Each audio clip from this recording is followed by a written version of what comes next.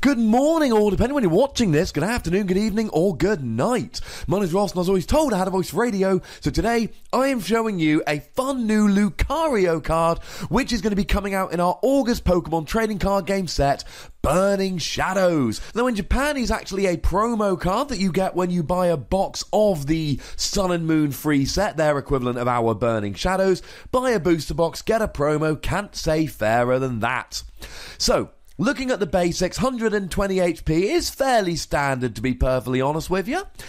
And one retreat cost is actually very nice, but the weakness to Psychic is crippling, given that we've got Garbodor at the moment. And you're going to hear me say this about every card that has a weakness to Psychic in the next year or two. Garbodor is around. He's probably not going anywhere, and being weak to Garbodor is not a terribly good thing.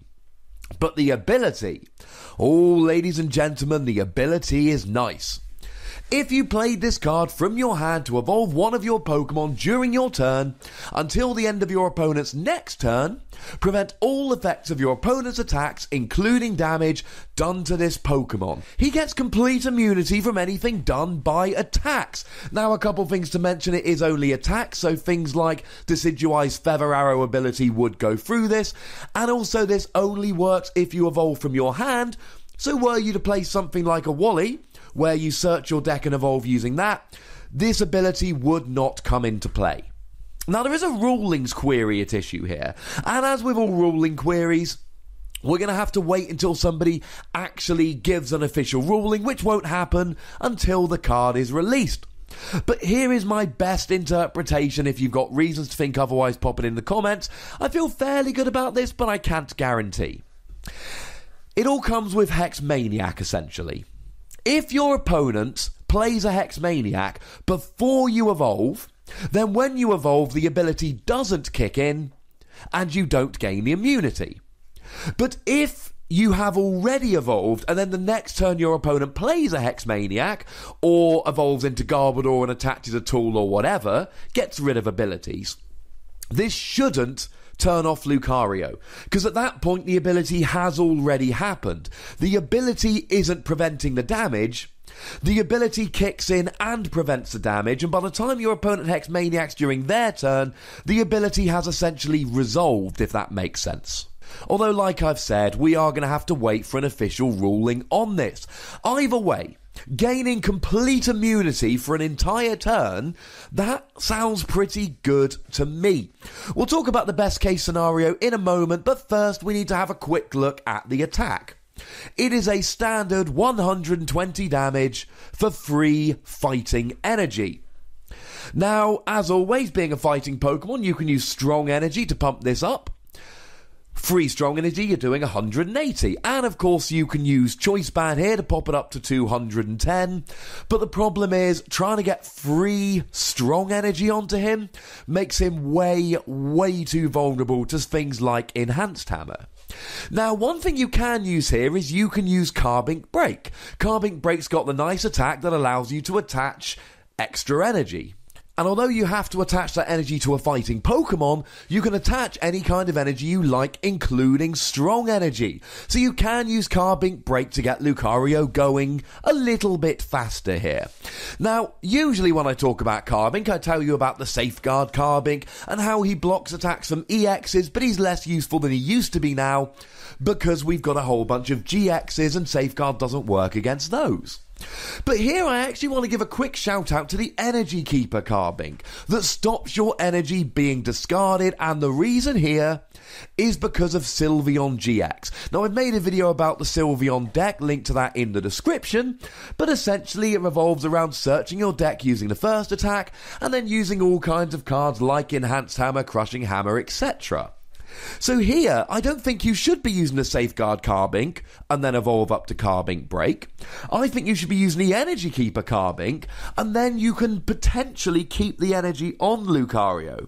Build up these free strong energy onto Lucario, protecting them with the Energy Keeper Carbink. Sounds like a lot of fun. The problem, of course, as always, is he's got 120 HP even when he's evolved, but of course you want to evolve him the turn you attack, So you have immunity to turn after you've attacked, and then of course it means what you're actually doing is piling energy onto a Riolu, and that's a little bit of a problem. Although while we're here, speaking of Riolu, don't forget Brooklet Hill now will be a huge help to fighting type Pokemon, because it allows you once per turn to search out a Riolu, pop him onto your bench, and you could also use this to search for an Energy Keeper Carbink, pop him onto your bench as well. The other card I really like in terms of getting the energy onto Lucario here is Wish Baton. Now I've done a video about this, link in the description, but long story short, when your active that has Wish Baton attached is KO'd, you get to move up to 3 basic energy from that Pokemon onto your benched Pokemon. Now this is going to be coming out in Burning Shadows at the same time as this Lucario, but I do need to point out that it only moves basic energy. You're not going to be able to move, unfortunately, strong energy in this way. But it could be kind of fun here, it could be kind of nice. You could even just move 2 energy and then add a strong energy and be hitting for 140, 170 with a choice band.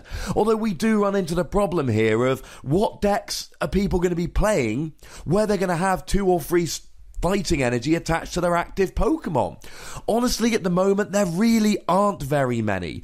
Although Lycanroc GX Midnight form is looking like it's going to see a whole bunch of play, and that takes fighting energy. But even saying that, at the moment in Japan, this is seeing play for the ability, not for the attack, while being partnered with cards like Raichu, which is a slight problem. The other thing that makes me really sad about this is there is absolutely no synergy whatsoever with the other Lucario. Now, Lucario did come out in Fates Collide, and it's a Metal-type Lucario, and it's got the really nice Fight Alone attack, 30 damage for 2 energy, plus 60 for each Pokemon fewer than your opponent. They've got 4 Pokemon, you've got 3, you've got 1 fewer, 90 damage. You've got 2 and they've got 4, 2 fewer, 150 damage, etc. They both evolve from Riolu, that's awesome. They would both want to play Choice Band, that's awesome. You could use Brooklet Hill to grab Riolu for either Lucario, that's awesome. What's not awesome is the fact that you want Metal Energy for this Lucario and Fighting Energy for this Lucario, which is a little bit upsetting. I think it's going to be a slight problem, because if you could use these Lucario together, I'd be loving it. So, best case scenario here. You've got a Pokemon active with Wish Baton attached. It gets KO'd, you move 2 energy to Riolu. You then add a strong energy and a choice band and evolve. You then are doing 170 damage and you've got immunity, which means you're going to get an attack this turn.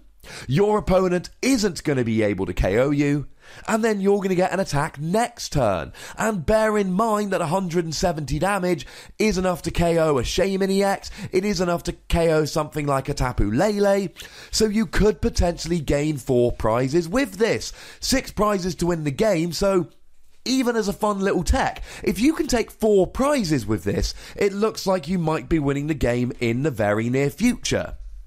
And don't forget that you can add Professor Kukui here and actually be hitting 190 with just Choice Band and Strong Energy. Sounds like a lot of fun. And you want more good news? Well, if you've got immunity for a turn, what is your opponent likely to be wanting to do? They are going to want to play a Lysander and KO something on the bench while they wait for your immunity to run out. But this is going to release in August and will be legal for the first time at Worlds 2017. After that one tournament, we should see the rotation, and we are expecting Lysander to be rotated out and no longer be legal for tournament play. Which means after the first tournament where this is legal, we should be seeing people not having Lysander anymore. So when you get that immunity, you may well get 2 attacks off. Of course, the flip side of this is you're going to be wanting to play Lysander to pick off cards like Shaman and Tapu Lele. You won't be able to do that either. It is a fun little tech, ladies and gentlemen, and if this works, if you pull it off, this could win you the game. The problem is the free energy. and essentially having to pile it onto Riolu before you evolve. And then even if you get that working, your opponent can play a Hex Maniac the turn before you wanted to evolve, and then it's all ruined anyway. I love it as an idea, I love it as a tech, people will play this, people will win games with it, but I fear it's too inconsistent, and it will be a fun, I want it League deck, not an, oh my goodness, I just want a regionals deck. And for that reason, I'm giving this between 2 and 3 Wassies. We don't give half Wassies, that would be barbaric. The fact that you get immunity for a turn means it's got to be worth a test, but honestly, I just think it's a little bit too clunky. Now, if you disagree with me, that's what the comment section is there for. Make sure you've liked this video, make sure you've subscribed to this channel, follow me on Twitter at @TheWassie if you're not already doing so, and the most important thing as always, look after yourselves until next time. Thank you very much for watching. My name's Ross, and you've been watching PTCG Radio.